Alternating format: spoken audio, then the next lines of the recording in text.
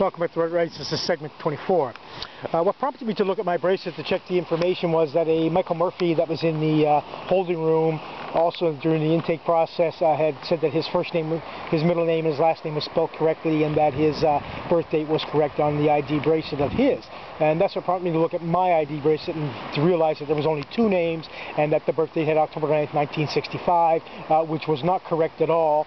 And so therefore the only information that was correct on that ID bracelet was in fact the photograph. So that purplish colored ID bracelet was not even proper. I promptly reported that to the corrections officer that was there, and he said we'll look after that later. Mr. Murphy that was in the cell, by the way, happens to be a cousin of mine that I didn't realize was a cousin until he told me that an uncle of his, which was the son of his uncle, which is his uncle's mother is my sister, or my grandmother's sister, and that was kind of interesting. Anyway, I got transferred to a unit in A North unit in cell 3. It had a very thick plexiglass door on it. It had a camera in the upper right-hand corner. I had a stainless steel toilet and a sink combined as one unit, and a bed built into the wall. There was a Dr. Murphy that was brought to my cell. She asked me some personal information, age, educational background, if I had any children and brothers, sisters, and I obliged that information and told her that's all the information that she was going to receive.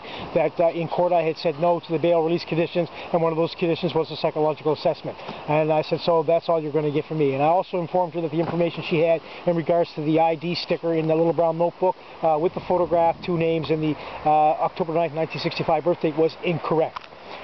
So she wrote down the correct information on that. The following day, the jail guards came back to my cell and they said, the doctor wants to see you. I said, well, I'm not interested in seeing the doctor. I didn't ask to see the doctor, so close the cell door. He says, no, he said, the doctor wants to see you. Come on. I said, close the cell door. I said, don't come back to my cell again. I said, unless I request you to come back to my cell to see a doctor or to see anybody else. I said, so close the cell door. Dr. Murphy, by the way, was a female, and she was probably late 40s, early 50s. So we're going to talk about a possible assault by a jail guard by P. Morrison. This is another Morrison who had got Power Trip Morrison. After I was taken to a cell 9. I was transferred to a cell 9. The guy in cell 9 was Fontaine, who was agitated by Morrison, was transferred to cell 5. So we're going to talk about that in segment 25. So stay tuned to YouTube.